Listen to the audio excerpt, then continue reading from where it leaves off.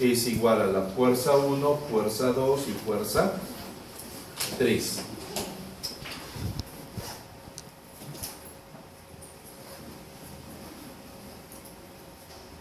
Para el ejemplo es igual a eso.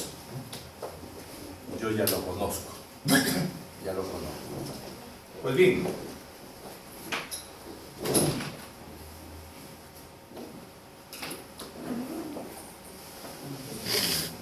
Sí.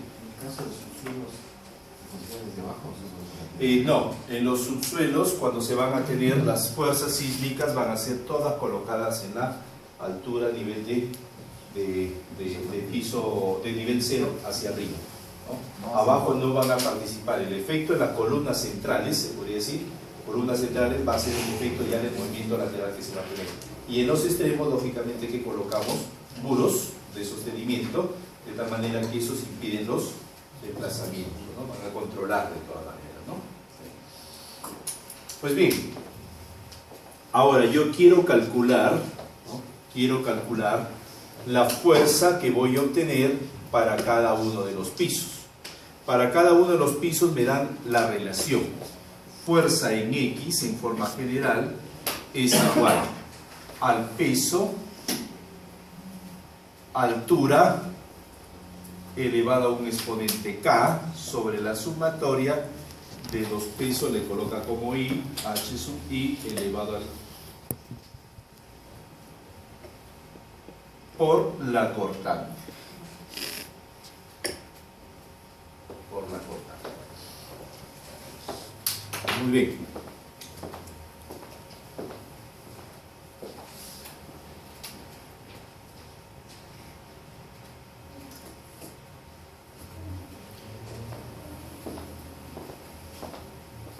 Los pesos W son pesos asignados al piso o al nivel de la estructura, ¿no? Y nos dice bien claro, es una fracción de la carga reactiva W, ¿no?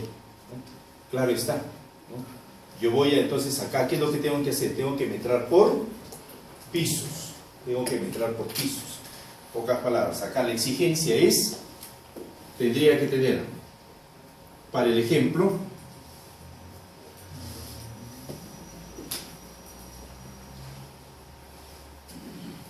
peso del piso 1, peso del piso 2, peso del piso 3, tendría que tenerlo como metrado. Metrado por sismo. Que ya sabemos con el porcentaje de la carga viva, ¿no? Porcentaje de la carga viva. Altura del piso de la estructura. Altura del piso. Ahora, viene acá qué altura va a ser, ¿no? El piso X de la estructura, ¿no? Entonces, ¿a qué altura se refiere? ¿Se refiere a estas alturas o se refiere a las alturas hacia el nivel de terreno? Del nivel de terreno. Nivel de terreno. Entonces, para el caso 1 será este como H1, H2, H3. ¿Y por qué se refiere al nivel de terreno? Porque lo que se va a generar es el momento de volteo en este plano, en el eje perpendicular que tendríamos, si esto es XZ, sería respecto al eje Y, ¿no? Respecto al eje Y. Fuerza por brazo de palanca, fuerza por brazo de palanca. Y el factor del exponente K, ¿no? Va a depender del periodo de la estructura. Entonces, no olvidarse, distribución de la fuerza, tiene que realizarlo para X como para Y, igual que la cortante basal. La cortante basal tiene que serlo para X como para Y. ¿Por qué? Si en una dirección tenemos un tipo de estructura, lógicamente que en ese tipo de estructura que estamos teniendo en esa dirección, ¿no? Puede ser distinto a la otra dirección, los periodos son distintos, las cortantes son distintas y todo depende de, en este caso, la fuerza de la La cortante, como depende de la cortante basal, que va a ser distinta, tendría fuerza mínima y fuerza mínima. Entonces nos da, si el periodo, si T es menor a 0,5 segundos como periodo de vibración, K es igual a 1. Si T va de 0,5 a 2,5,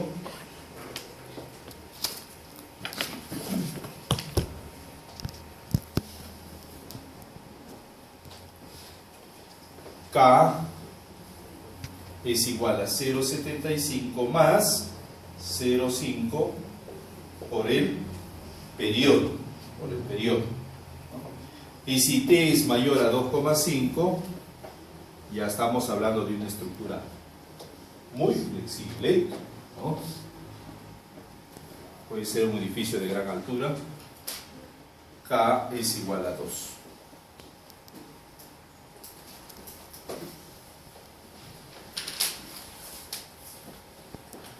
Entonces, ¿cómo quedaría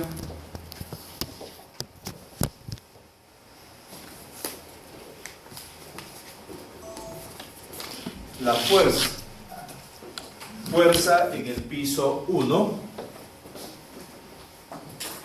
es igual al peso del piso 1, H1 elevado al exponente K, sobre 1H1K, W2H2K, W3H3 exponente K,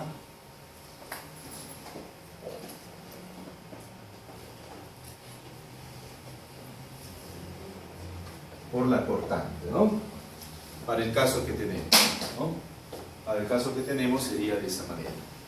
Y así, fuerza 2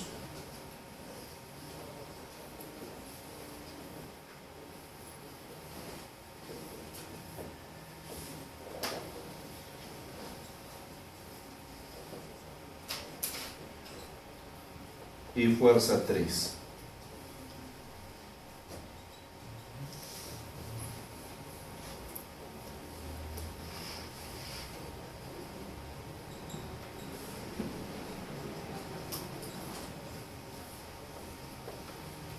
Ahí tendríamos el cálculo de las fuerzas sísmicas que vamos a aplicar por la altura. Fuerzas sísmicas que vamos a aplicar por la altura. Para el ejemplo que se tiene. Entonces, recordar que debemos de hacerlo para ambas direcciones, ¿no?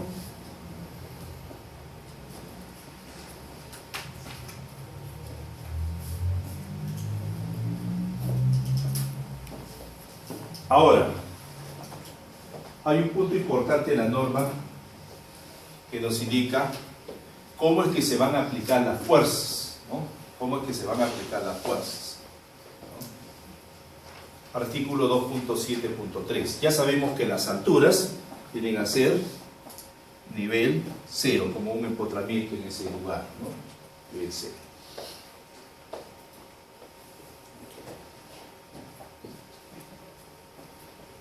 ¿Podemos borrar esta parte de arriba?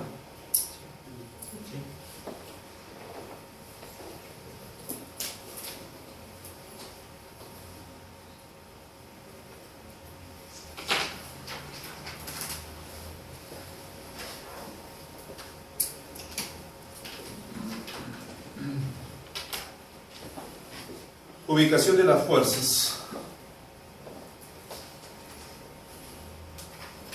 ¿Sería número 4? Sí, 4.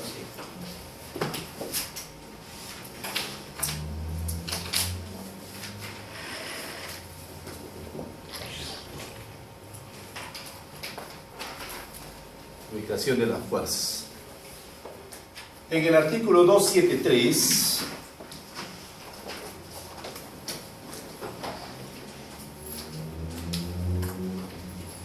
artículo 273 nos indica: para la selección de la dirección de aplicación de las fuerzas sísmicas deben considerarse los efectos ortogonales, suponiendo la concurrencia simultánea del 100% de las fuerzas sísmicas en una dirección y el 30% de las fuerzas sísmicas en la dirección perpendicular, ¿no? Entonces, cuando yo voy a ir como sismo en X, acá está mi centro de masa, 100%, o le coloco acá mejor, fuerza en X,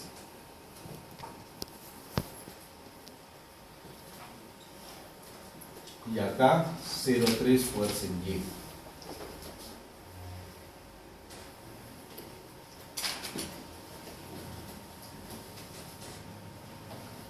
Para la misma losa,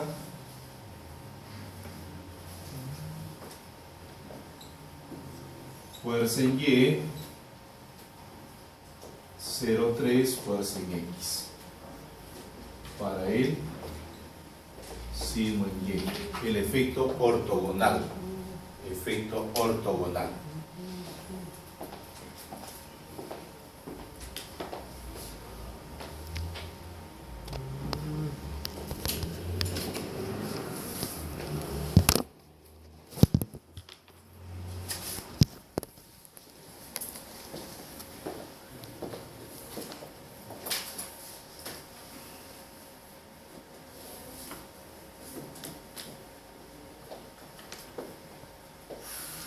La torsión accidental.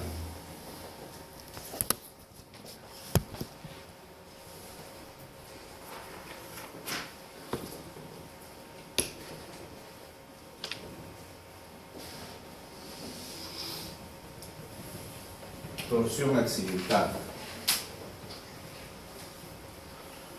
Para la torsión accidental está en el artículo 27252.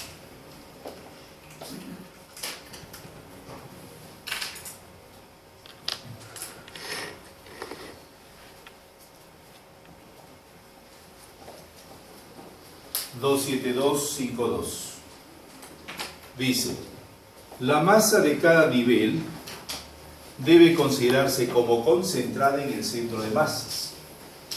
Bastante claro lo indica la norma. Concentrada en el centro de masa, no como una masa distribuida, repartida, sino concentrada en el centro de masa, ¿no? Pero desplazada a una distancia igual al 5% de la máxima dirección del edificio en, ahí repite una frase importante, máxima dimensión del edificio. Significa que si yo tengo un edificio tipo L con esquina entrante, me voy a ir a la dirección longitud más larga, ¿no? Longitud más larga, ¿no? Perpendicular a la dirección de la aplicación de las fuerzas laterales, bajo consideración con el fin de tomar en cuenta los posibles efectos de torsión, tanto para regulares como para irregulares. Significa que si es un edificio regular, sí hay excentricidad. Irregular, también, para todos los tipos de edificación. ¿Muy bien? Entonces, ¿cómo se puede entender todo esto?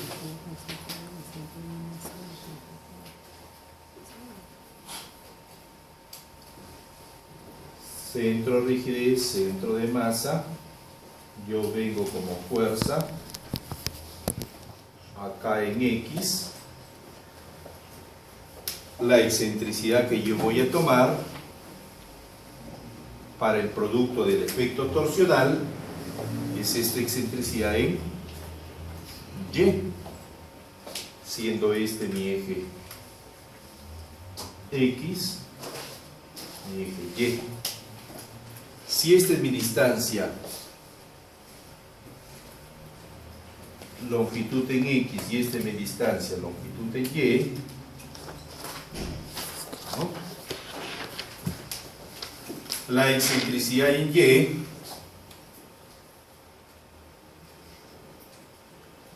el 5% de dicha longitud perpendicular a la dirección de la fuerza. Entonces, cuando yo voy a hacer fuerza en X, lo que estoy calculando es la excentricidad en Y, ¿no? Perpendicular en su respectiva longitud. A veces acá existe mala interpretación literal, dice sismo en X, lo voy a tener que hacer excentricidad en X con distancia en Y, es decir, excentricidad en X es el 5% de la longitud de Y, no tiene nada que ver uno con el otro, ¿no? Acá lo que tiene que ver es fuerza por distancia, momento, porque si tú haces fuerza en X, distancia en X, ¿qué estás generando? Nada, No está generando nada. Entonces es fuerza en X por la excentricidad en Y y fuerza en Y por la excentricidad en X, donde la excentricidad en X va a ser el 5% de la longitud en X.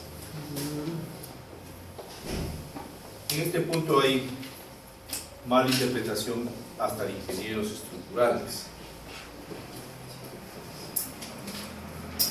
Acá tengo mi centro de rigidez, centro de masa, fuerza en Y. Lo que voy a tener es mi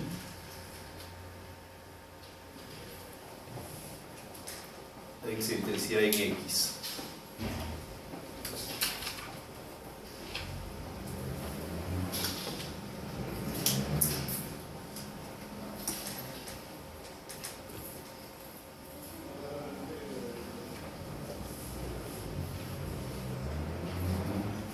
Ya está. Tengo la excentricidad que es obligatoria, ¿no? La excentricidad va a ser obligatoria para poder obtener. Pero entonces, eso quiere decir que al centro de masa hay que desplazarle la excentricidad. El centro, usted tiene un centro geométrico, ¿no? Y ya supongamos que es regular, centro geométrico y coincide con su centro de masa. Este centro de masa inicial la va a tener que desplazar a un centro de masa final con esa excentricidad. Y si fuera el caso en que estamos en el pizarrón, que el centro de masa es diferente al centro de rigidez, todavía sigues corriendo. Más. Sigues corriendo, exacto, más. Entonces, ¿qué vas a obtener? Mientras mayor brazo de palanca existe entre centro de masa y centro de rigidez, mayor efecto torsional. Irregular, más efecto de torsión, ¿no? Entonces, a eso se tiene, ¿no? Ahora, ¿qué valores aproximados podrían tenerse entre un centro de masa final de un centro de rigidez? Sabemos que el centro de masa viene a ser el lugar donde yo estoy generando el movimiento. Y el centro de rigidez viene a ser el lugar donde yo veo que la estructura se va a deformar menos. Es decir, ahí está capacitada la estructura para poder soportar las cargas. Mientras más me alejas, menor será mi comportamiento. Entonces voy a empezar a necesitar de mayor ayuda, ¿no? Entonces, ¿qué distancias aproximadas, ¿no? Si estamos hablando de edificación de 5 pisos, por ahí debe estar por el orden de unos 5 metros, distancia entre el centro de masa final con el centro de rigidez, ¿no? Unos 5 hasta 2 metros podría ser, ¿sí? ¿Desplazo el centro de masa con la excentricidad que me pone o desplazo desde el centro de rigidez? No. ¿Puedo borrar acá, arriba? Usted primero tiene un centro de masa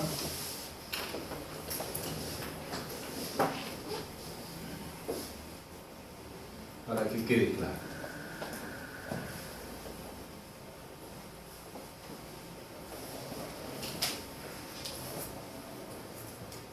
Centro de masa inicial lo vamos a llamar. Centro de masa inicial. Acá lo hubiéramos puesto centro de masa final y a este centro de masa inicial para que quede más claro, ¿no? Centro de masa final, centro de masa inicial, para que quede mucho más claro. Final. Calculas tu centro de masa inicial. X del centro de masa inicial va a ser pesos por coordenadas sobre pesos, ¿no? Entonces tienes sumatoria de pesos por coordenadas sobre sumatoria de pesos. Y lo mismo por Y sumatoria de pesos. Luego tienes un centro de rigidez.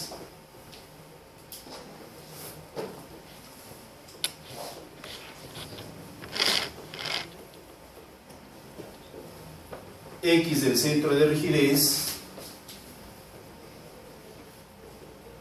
sumatoria de la rigidez del elemento por la coordenada como brazo y palanca en Y, sumatoria de la rigidez.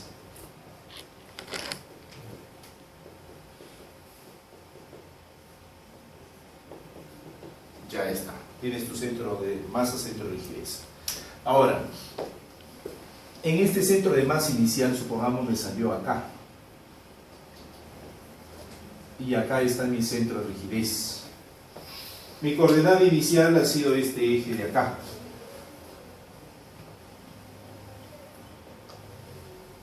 ¿No? Mi eje. Entonces,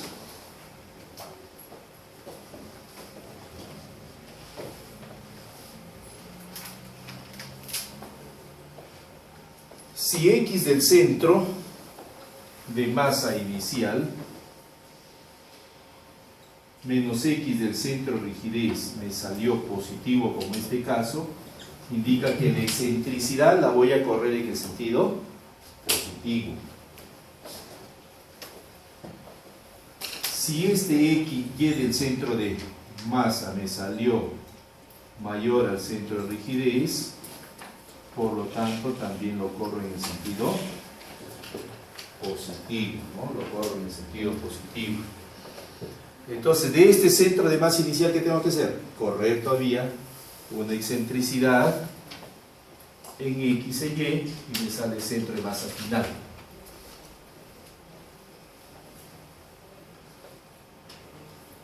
Y así voy a obtener centro de masa final.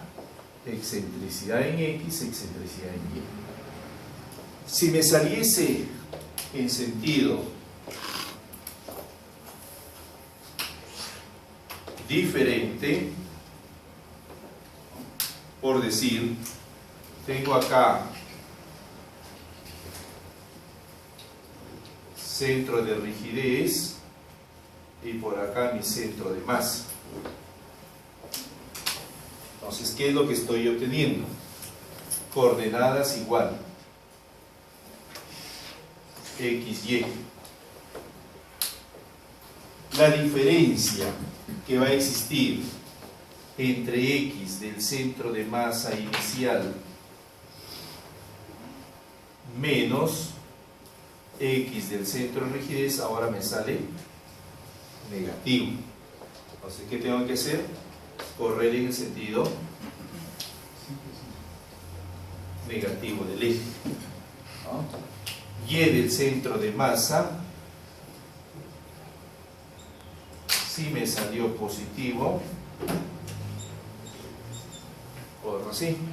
Entonces, ¿cómo obtengo mi centro de masa final? Hacia acá y hacia allá. Ahí está mi centro de masa final. Excentricidad en X, excentricidad en Y. Corro así. Centro de masa final. Centro de masa final. ¿Está claro? Pues bien.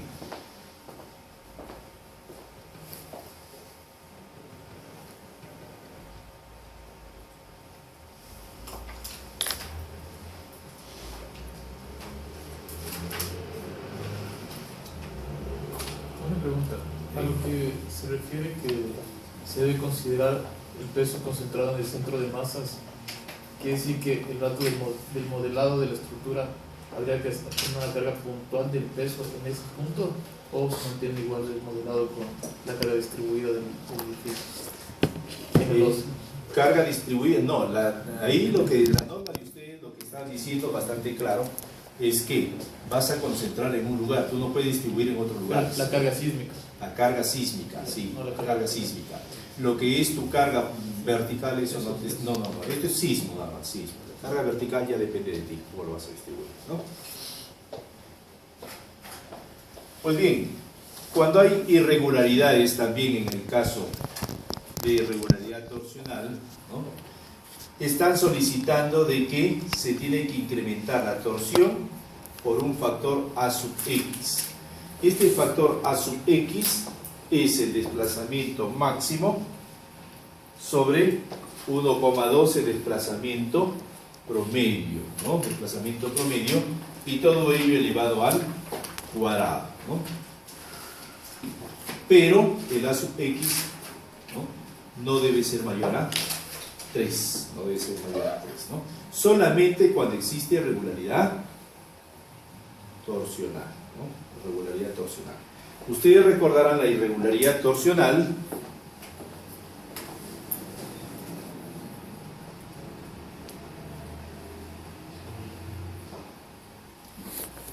el primer tipo de irregularidad en planta, ¿ya? Para el primer tipo de irregularidad en planta, solamente para ese caso, ¿ya? Solamente para ese caso.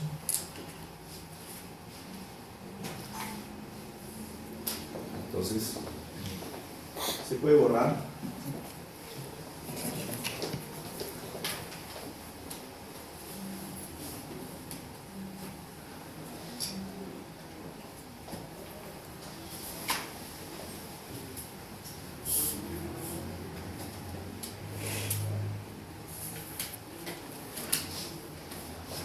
Entonces, para la irregularidad en planta, irregularidad torsional,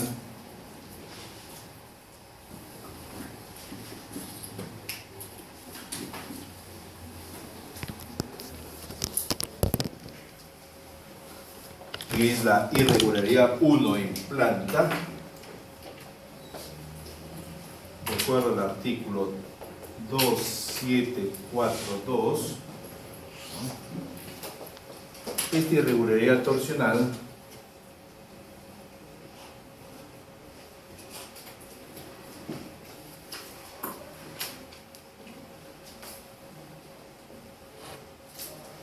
es la irregularidad número 1 en planta, ¿no? Lo dice, ¿no? Se tiene que considerar una torsión accidental en cada nivel mediante un factor de A sub X. Significa, ¿a qué se refiere? A la excentricidad como tal, excentricidad, ¿no? Se incrementa la torsión accidental en cada nivel, entonces excentricidad por un factor A sub X, siendo A sub X igual desplazamiento máximo sobre 1,2 desplazamiento promedio y menor a 3. Menor a 3. Menor a 3. Entonces, irregularidad torsional, y todavía para las derivas, ¿qué es lo que está haciendo si hay mayor excentricidad? Lógicamente que va a haber mayor torsión, mayor desplazamientos que se van a inducir todo ello, ¿no? Entonces va a tender a eso, mejor dicho, a darle, castigarlo mucho más todavía a lo que es esa irregularidad. En pocas palabras, a lo que se tiende es a no irregularidad torsional. Prácticamente a eso tiende la norma. Para cada sentido. Se supone, ¿no? Para cada sentido. Los desplazamientos, ¿no? Los desplazamientos laterales, ¿qué punto es? ¿5 o 6? 6, ¿no? Desplazamiento lateral. O conocido como deriva de piso.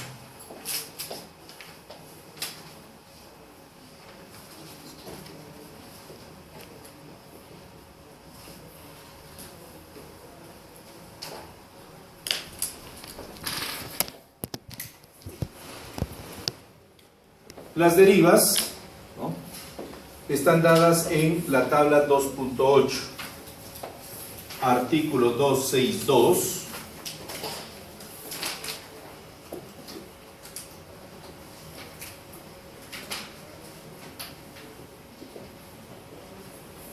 artículo 2.6.2, ¿no?,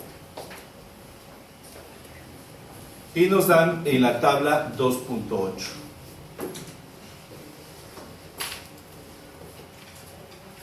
Y nos dice lo siguiente: si es hormigón armado,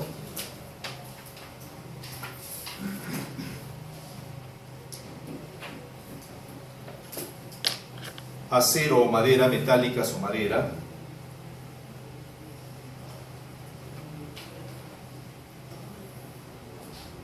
la deriva máxima, ¿no?, va a ser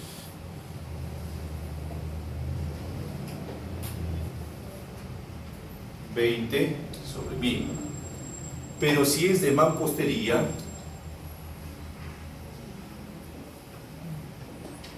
la deriva máxima es de 10 sobre 1000. Los desplazamientos deben de estar expresados de acuerdo al artículo 2783.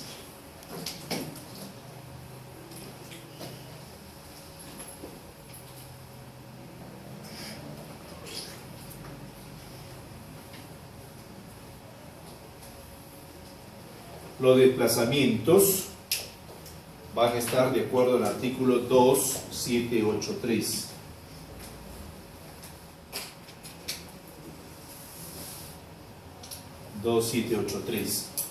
En el cual las derivas se van a hacer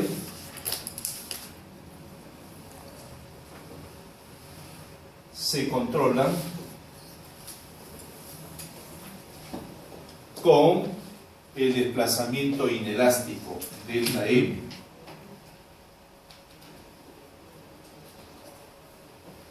Desplazamiento inelástico. Ese delta M es igual a 0,75 R desplazamiento elástico.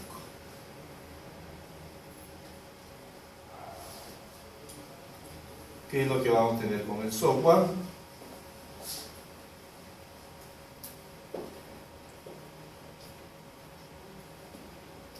Que SR ya conocemos, ¿no? Estas derivas tienen que hacerse también para direcciones X y Y, ¿no? Para ambas direcciones tienen que obtenerse la deriva respectiva, ¿no? La deriva respectiva.